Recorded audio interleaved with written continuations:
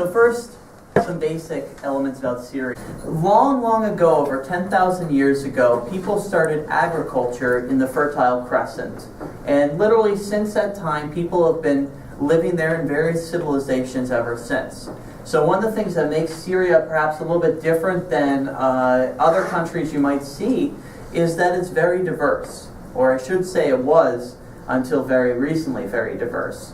It had different sects, different groups. Some groups might be, you might think of as Islamic, but not be the standard Sunni versus Shia that we hear about so often in the news. Other groups are different sects of Christians and Jews, and this provides, throughout a lot of its history, a fairly decentralized government for that area which is now Syria. Syria was part of an empire, the Ottoman Empire. The Ottoman Empire is now the Turkish people. So under the Ottoman Empire, it was not super heavy in the way they administered areas of Syria. Instead, what they said was, tell you what, we'll let you minority sect, rule your area however you see fit.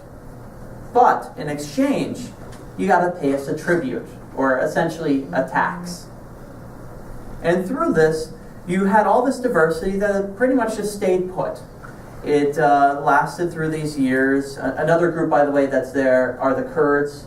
You may have recognized that name from what's happening in Iraq, in one of its neighbors, the Syrians as well. So a lot of diversity, and this lasts all the way up until the 1920s. Because what happens is, in the few years during World War II, the Ottoman Empire essentially collapses.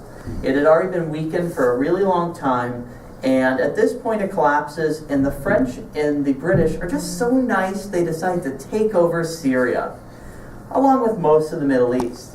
Now, of course, it is, while they say it's for very friendly reasons, the real reason is they want the natural resources. And so basically they divide it up, and they call these areas mandates, but they're essentially colonies. Like America was a colony long ago, except imagine America being a colony in the 20th century. So very recent history. Obviously, Syria didn't really like this. And like most of the other countries in the Middle East, they eventually do get independence following World War II. One of the legacies of this is that Syria does have a significant French-speaking population. Along with its neighbor Lebanon, it was administered as a French colony. And so a lot of the Syrians who are refugees and escaping or finding ways to get out, often it's to French-speaking countries. Because, for example, Canada actually gives preference to those who speak French. And so that gives those who speak French an extra chance. Well, not surprisingly, those are also more the upper class people.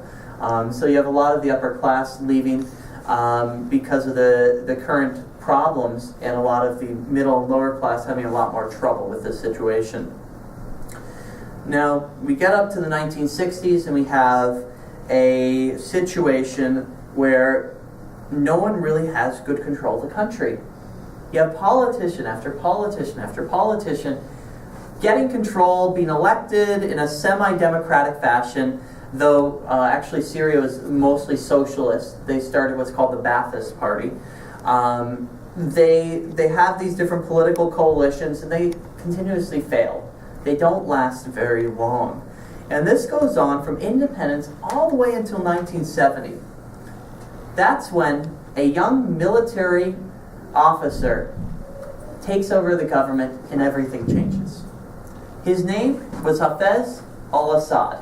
And this is the beginning of the Assad dynasty that still to this day controls the government of this country.